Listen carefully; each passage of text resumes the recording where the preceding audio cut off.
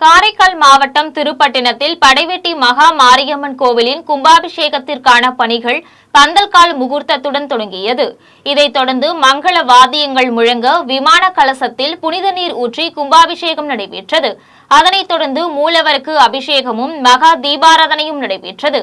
இந்த நிகழ்ச்சியில் ஏராளமானோர் கலந்து கொண்டு அம்மனை வழிபட்டனர்.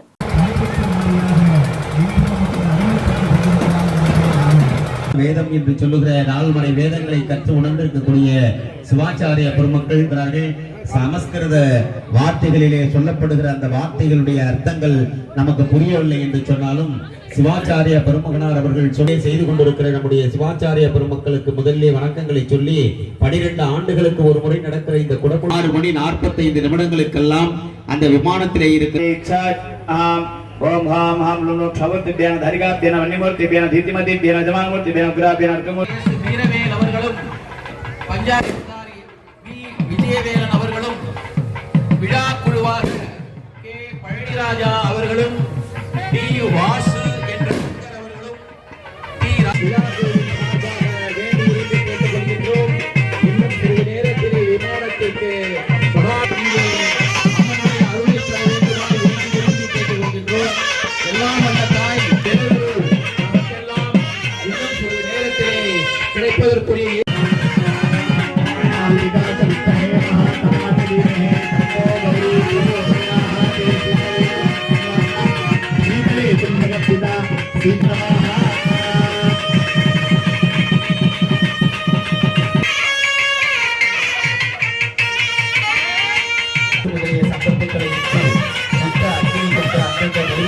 மந்திரங்களை கூறி மனதிலே வைத்து அக்கினி வளர்த்து அந்த அக்கினியின் மூலம் அந்த தெய்வத்தை ஆராதனை செய்ய